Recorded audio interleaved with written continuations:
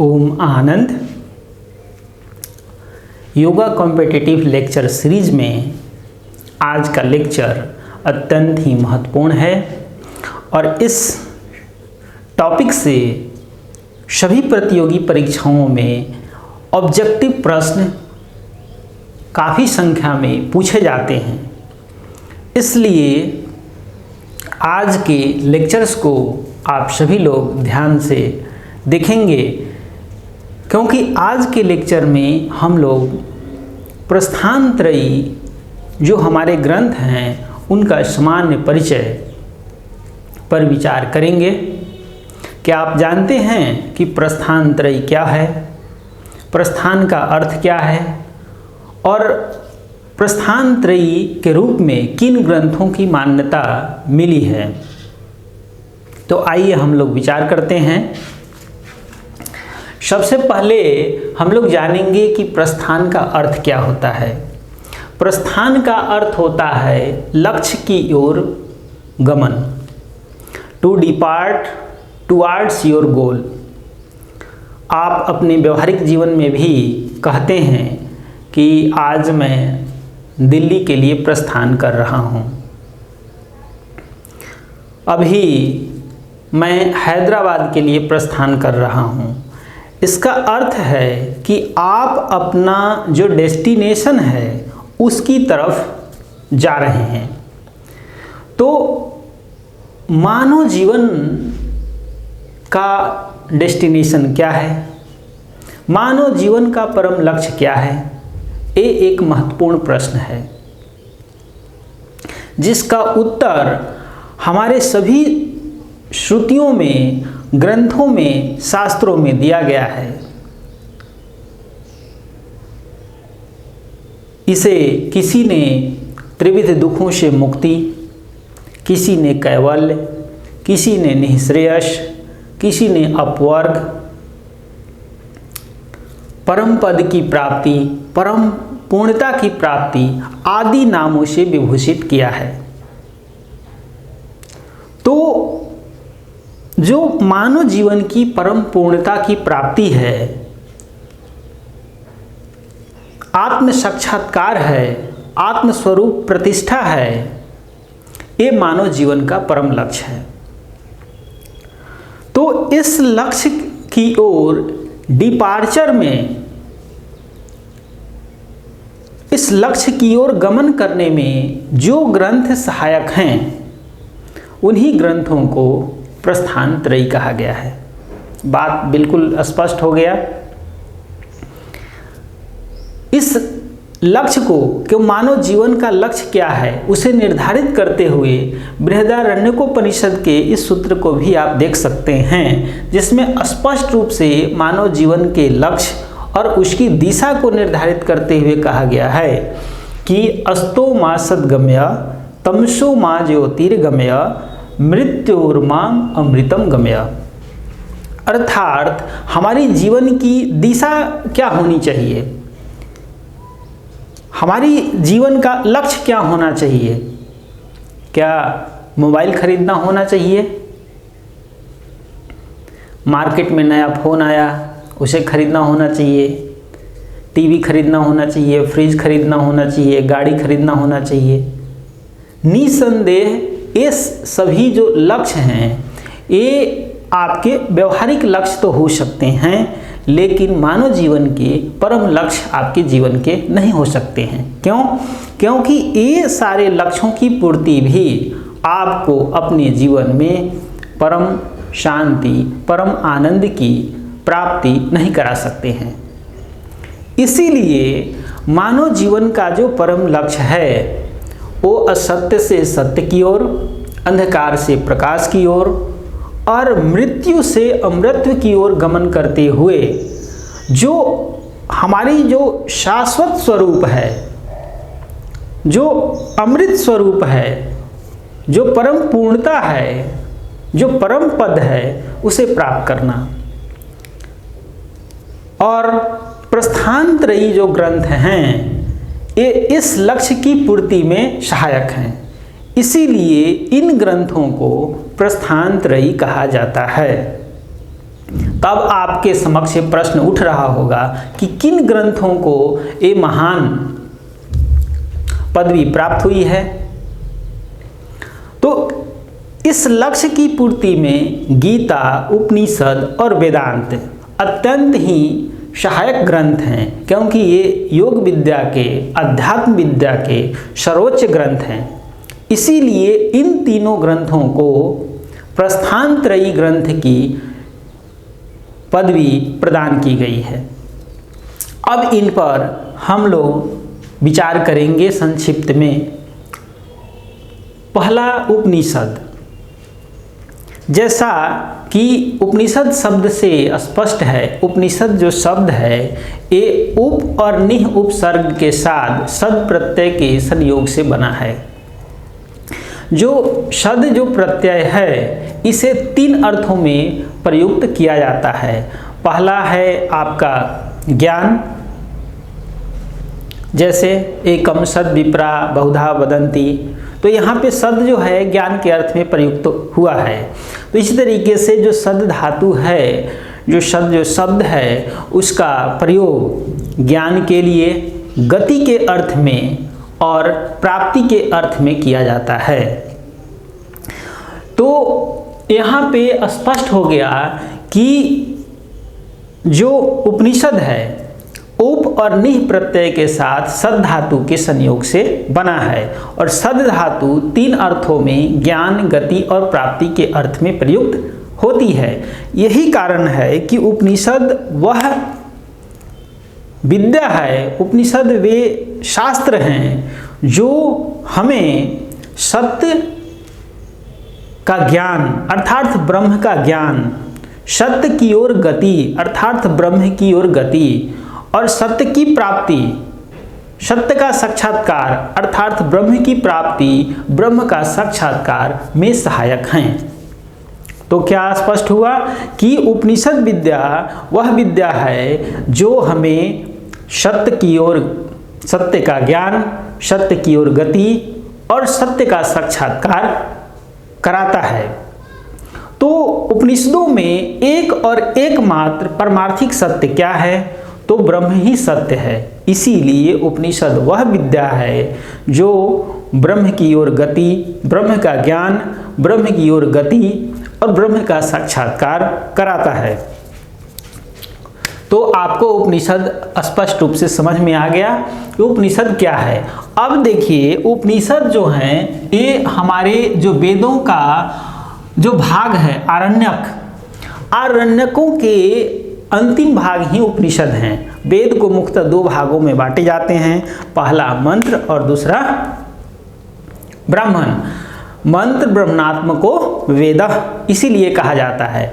तो मंत्रों के संग्रह को संहिता कहा जाता है, और ब्राह्मण जो हैं उनके अंतिम भाग आरण्यक कहलाते हैं। आरण्यक इसलिए कहे जाते हैं क्योंकि इनका चिंतन मनन जो होता था वो अरण्य में अर्थात एकांत में किया जाता था, और इनके भी जो शुद्ध ज्ञान पक्ष हैं उन्हें उपनिषद कहा गया। उपनिषदों की संख्या वैसे तो अनेक है, लेकिन मुख्य रूप से उपनिषदों की संख्या कितनी है? तो 108 है। मुख्य रूप से उपनिषदों की संख्या 108 है। उनमें भी शंकराचार्य ने 11 उपनिषदों पर भाष्य किया है, इसलिए उनमें भी जो प्रमुख उपनिषदें मानी जाती है वो 11 मानी जाती है। अब उपनिषदों में जो वेदों के जो ज्ञान विज्ञान हैं, जो वेदों में बीज रूप में हमें मिलते हैं, वो ज्ञान विज्ञान उपनिषद हमें विकसित स्वरूप में प्रस्तुत करते हैं, सुव्यवस्थित स्वरूप में प्रस्तुत करते हैं। इसीलिए उपनिषद जो है ज्ञान विज्ञान के वेदों के समान मूल स्रोत है। इन्हें आर्ष साहित्य में शीर्ष भाग की मान्यता प्राप्त है। इनमें धर्म, अध्यात्म, योग, दर्शन, सृष्टि सिद्धांत आदि सभी विद्याओं का वर्णन आपको प्राप्त होता है। उपनिषदों में धर्म, अध्यात्म, योग विद्या, सृष्टि सिद्धांत आदि सभी विद्याओं का ज्ञान विज्ञान आपको प्राप्त होता है। इसीलिए उपनिषद अत्यंत ही महत्वपूर्ण हैं और भारतीय आर्ष साहित्य के शिरोभाग माने जाते हैं। दूसरा है श्रीमद् भागवत गीता। श्रीमद् भागवत गीता के बारे में आप सभी लोग जानते हैं। श्रीमद् भागवत गीता जैसा कि नाम से स्पष्ट है, ये भगवान के श्रीमुख से निःसृत है, इसीलिए इसको श्रीमद् भागवत गीता कहा जाता है, क्योंकि ये भगवान के श्रीमुख से निःसृत है। दूसरा, श्रीमद् भागवत गीता ये महाभारत का ही अंग है। महाभारत के 23वें से 40वें जो अध्याय हैं वो श्रीमद् भागवत गीता के रूप में हमें प्राप्त होता है।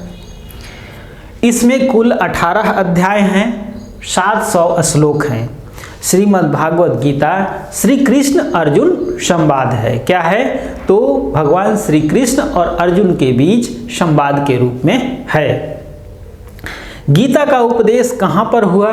तो गीता का उपदेश महाभारत के युद्ध क्षेत्र में, कुरुक्षेत्र में भगवान श्री कृष्ण के द्वारा अर्जुन के प्रति हुआ। किस लिए हुआ? तो अर्जुन को जब युद्ध क्षेत्र के मैदान में अर्जुन मोहग्रस्त हो जाता है, क्योंकि चारों तरफ अपने सगे संबंधियों को देखता है और कहता है कि मैं इनको मार करके विजय की कामना नहीं कर सकता हूं, इनको मार करके न तो हमें इस लोक में प्रसिद्धि मिलेगी और न ही परलोक में ही सिद्धि मिलेगी। तो इसलिए वो क्या करता है? अपना धनुष बाण का त्याग कर देता है और बैठ जाता है। उसके हाथ पांव शिथिल हो जाते हैं। इस मोह को नष्ट करने के लिए श्री भगवान कृष्ण ने कुरुक्षेत्र के मैदान में अर्जुन को गीता का उपदेश दिया। उससे उसका क्या हुआ? मोह का नाश हुआ और वो अपने कर्म क्षेत्र में प्रवृत्त हुआ। इसीलिए गीता जो है अध्यात्म विद्या, योग विद्या, जीवन दर्शन का सर्वोच्च ग्रंथ है। इसमें आपको ज्ञान, कर्म, भक्ति, ध्यान आदि योग की सभी धाराएं सुविकसित अवस्था में, सुव्यवस्थित अवस्था में प्राप्त होती हैं। इसीलिए गीता को सभी शास्त्रों का सार कहा जाता है। इसके बाद आता है वेदांत। वेदांत प्रस्थान त्रयी में वेदांत का भी स्थान अत्यंत ही महत्वपूर्ण है। क्यों?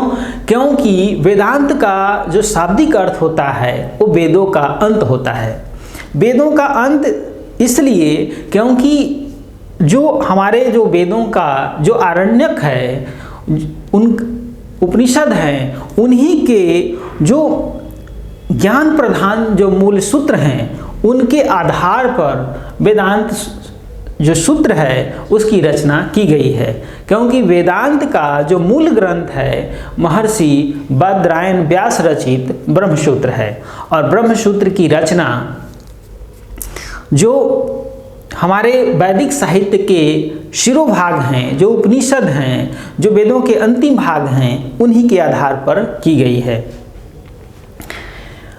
इसलिए बद्रायन व्यास रचित ब्रह्मसूत्र इसका मूल ग्रंथ है और बद्रायन व्यास इसके रचयिता हैं। इस जो वेदांत की जो परंपरा है एक ज्ञान की परंपरा है। कौन सी परंपरा है? ज्ञान की परंपरा है। और इस परंपरा के जो प्रमुख आचार्य हैं वो शंकराचार्य हैं। इनके गुरु गौड़पाद थे, गोविंदपाद जिसको कहते हैं, गोविंद गौड़पाद। लेकिन जो प्रसिद्धि जो वेदांत परंपरा को मिली वो आचार्य शंकर के द्वारा मिली।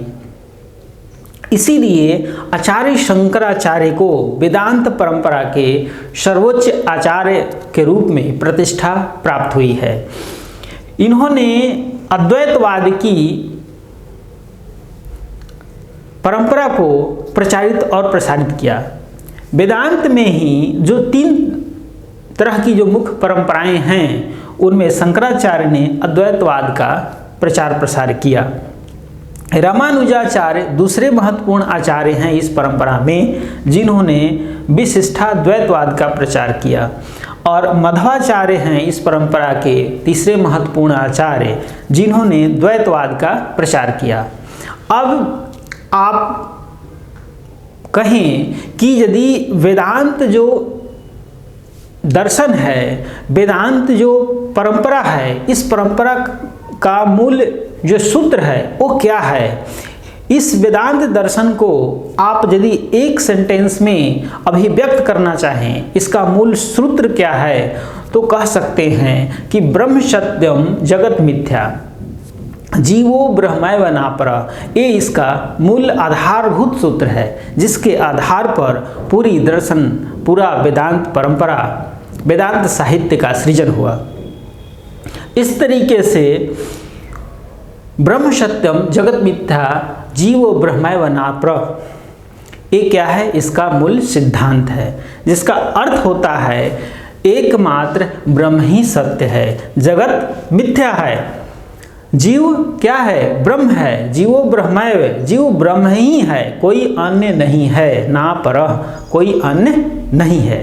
तो इस तरीके से संक्षिप्त में हम लोगों ने एक अत्यंत ही महत्वपूर्ण टॉपिक पे विचार किया, प्रस्थानत्रयी, जो हमारे आर्ष साहित्य के सर्वोच्च ग्रंथों में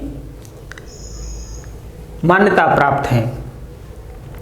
तो संक्षिप्त में आप देख सकते हैं कि प्रस्थान का अर्थ होता है लक्ष्य की ओर प्रस्थान। चूँकि मानव जीवन का जो सर्वोच्च लक्ष्य है परम पूर्णता की ओर गमन, परम पूर्णता की प्राप्ति, और इस परम पूर्णता जो मोक्ष है, अपवर्ग है, निःश्रेयस है, कैवल्य है, इसकी प्राप्ति में सहायक जो मूल 3 ग्रंथ हैं, गीता, उपनिषद और वेदांत, इसीलिए इन तीनों को प्रस्थानत्रयी की मान्यता मिली है। अब उपनिषद में हम लोगों ने देखा कि उपनिषद जो शब्द है उप और निह उपसर्ग के साथ सद धातु के संयोग से बना है।